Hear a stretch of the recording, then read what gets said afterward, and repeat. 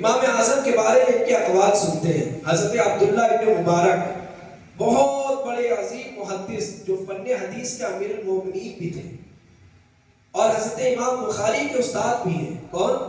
حضرت عبداللہ ابن مبارک جو امام بخاری کے استاد بھی ہیں اور بہترین محدث امیر المومنین فی الحدیث تھے۔ آپ فرماتے ہیں میں نے کوئی شخص حضرت امام اعظم سے زیادہ عقل مند نہیں دیکھا۔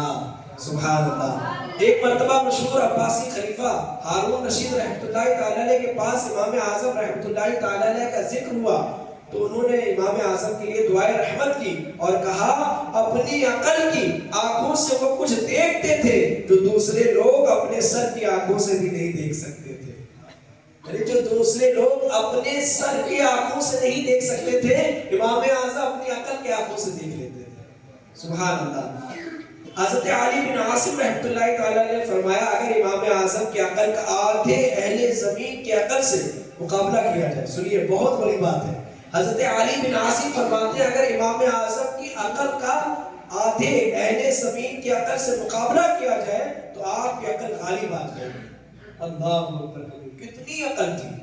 اور ایسے نہیں کہتے، یہ صحابہ تابعین ایسے نہیں کہتے کہ کسی کو دیکھ لیا پسند آ گئے تو تعریفیں کرنا شروع کر دیا، کسی کو دیکھا ناراضگی ہو تو برائی کرنا شروع کر دی۔ یہ ایسے نہیں ہوتے تھے، یہ ایسے ہوتے تھے کہ اپنی بات پر حلف قسم تک اٹھا لیا کرتے تھے کہ جو میں یہ بات کہہ رہا ہوں سچی بات کہہ رہا ہوں۔ امام اعظم رضی اللہ تعالیٰ عنہ کے تعلق سے اللہ اکبر، اتنی بڑی بات کہ اہل زمین کے آپ کی عقل اتنی زیادہ زبردست، اتنی زیادہ کہ اہل زمین کے آدھے لوگوں کی عقل ایک طرف رکھی جائے اور امام اعظم کی عقل ایک طرف رکھی جائے تو لوگوں کی عقلیں کم پڑ جائیں گی، امام اعظم کی عقل جو ہے نا غالب پڑ جائے گی۔ سبحان اللہ۔ یہ امام اعظم رضی اللہ تعالیٰ عنہ کے عقل کا معاملہ ہے۔ آئیے مزید سنتے ہیں، حضرت امام جلال الدین سیوطی فرماتے ہیں یہ جو حدیث پاک ہے اگر علم سریا یعنی ستارے کے پاس بھی ہوتا تو فارس کا ایک فرد اس کو ضرور حاصل کر لے گا۔ فرماتے ہیں اس حدیث پاک کے مصداق یقیناً امام اعظم رحمۃ اللہ تعالی ہی ہے۔ سبحان اللہ۔ صلو علی الحبیب صلی اللہ تعالی علی محمد صلی اللہ علیہ وسلم۔ پیارے پیارے اسلامی بھائیوں، آپ نے سنا کہ وقت کے بڑے بڑے علماء، امام، مفتی، بادشاہ ہمارے امام اعظم رحمۃ اللہ تعالی علیہ کی علمی شان و شوکت اور آپ کی زبردست ذہنی صلاحیت کو بیان کر رہے ہیں۔ یہی وجہ ہے کہ حضرت امام اعظم نے فقہ اسلامی کو جو اصول اور قوانین ترتیب دیے، ایسے علماء کرام کی اکثریت نے نہ صرف قبول کیا بلکہ فقہ حنفی پر عمل کرنے کو اپنی سعادت بھی سمجھا۔ بے شمار اولیاء کرام رحمت اللہ تعالیٰ علیہ نے آپ کے مسلک کے مطابق زندگی گزاری۔ علم و فن کے بے شمار ماہرین علماء اکرام نے آپ کے اصول و قواعد کے مطابق مسائل کی تشریح اور شرعی مسائل میں آپ ہی کی تقلید فرمائی۔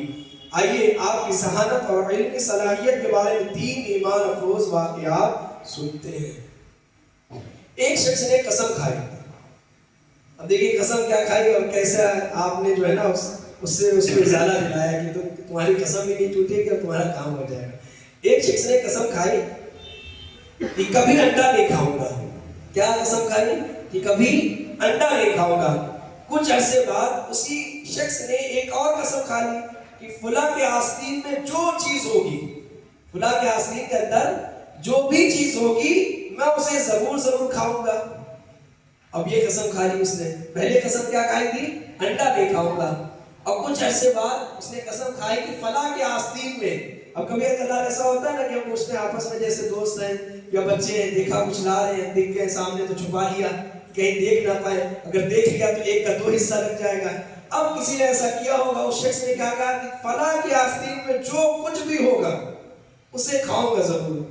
اب جب دیکھا گیا تو کیا نکلا؟ انڈا۔ اب کیا ہوا؟ اگر انڈا کھاتا ہے تو پہلی قسم ٹوٹے گی، انڈا نہیں کھاؤں گا، اور اگر انڈا نہیں کھاتا ہے تو دوسری قسم ٹوٹے گی کہ جو کچھ اس کی آستین میں ہے میں ضرور کھاؤں گا۔ اب پریشان کیا کروں؟ انڈا کھاتا ہوں تو مسئلہ، انڈا نہیں کھاتا ہوں تو مسئلہ، اب تو میں پھنس گیا۔ اب کیا ہوتا ہے؟ اب اس شخص کے لیے یہ مشکل کھڑی ہو گئی کہ انڈا کھا لے تو پہلی قسم ٹوٹ جائے گی اور نہ کھائے تو دوسری قسم ٹوٹ جائے گی۔ بڑا پریشان ہوا اور امام اعظم کی بارگاہ میں حاضر ہو گیا۔ سبحان اللہ۔ مسئلہ عرض کیا اب اس کا ذہن ہمارے لیے کوئی ذہن میں نہیں آئے گا کہ یار انڈا کھا رہا ہے تو بھی قسم ٹوٹ جا رہی، نہیں کھا رہا ہے تو بھی قسم ٹوٹ جا رہی، آخر کیا حل نکلے گا؟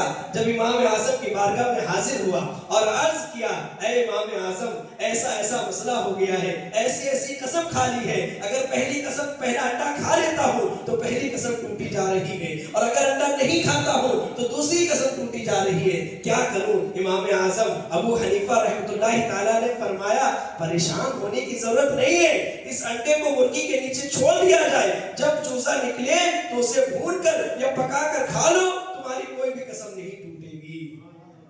سبحان اللہ، اس کی طرف توجہ بھی نہیں ہوگی۔ یہ امام اعظم